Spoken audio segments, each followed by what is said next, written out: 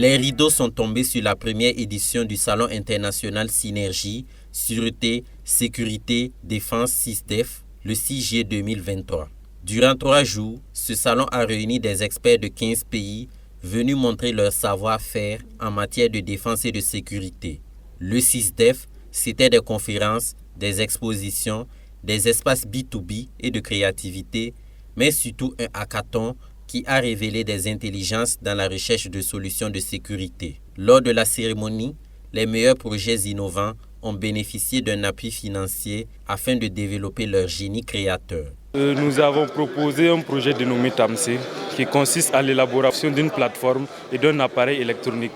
C'est un appareil électronique qui sera comme un talkie-walkie qui va remplacer par exemple les systèmes, je peux dire un peu archaïques qu'utilisent nos forces de l'ordre de sécurité. Donc les avantages, c'est pouvoir vraiment, dans les zones de brouillage que nous avons sur le terrain, pouvoir communiquer malgré le brouillage qu'installent les forces de l'ordre de sécurité et connaître la position exacte de nos différentes forces de l'ordre de sécurité pour pouvoir élaborer des stratégies grâce à la base de données que nous avons.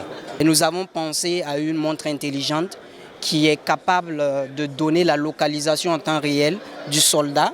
Également, la montre doit être capable aussi de donner le pouls et le rythme cardiaque du soldat en question et également sa température.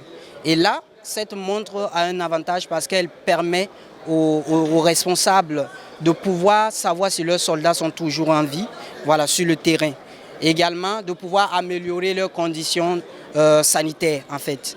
Et donc, autour de ça, nous avons développé un prototype que nous avons présenté pendant la présentation avec les membres du jury.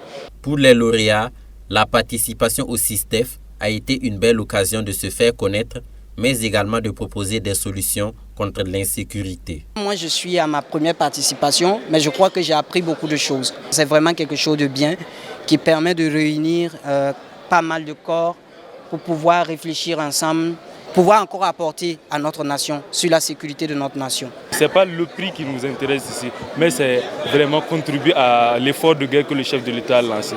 Car nous, ici qui sommes jeunes, l'effort de guerre que nous pouvons contribuer, c'est vraiment nos compétences que nous avons acquises durant notre cursus scolaire. La tenue d'un tel événement a été nécessaire pour le Burkina Faso au regard de la crise sécuritaire qu'il subit depuis des années. C'est un bilan positif parce que nous avons tenu toutes les activités qui étaient au programme, à savoir l'exposition professionnelle, le hackathon, dont vous avez vu tout à l'heure la délibération, les résultats, l'espace des vocations, et le réseautage, et bien sûr l'espace créativité, où nous avons vu des drones qui sont pilotés de façon experte par des Burkinabés. On ne réinvente pas la roue, ce sont des salons qui existent déjà de par le monde, et au regard de notre contexte, ça pouvait bien se justifier. Et je sais que des Burkinabés, les forces de défense et de sécurité participent à ce type d'événement ailleurs, mais on ne peut pas amener tout le monde pour découvrir des équipements, se former.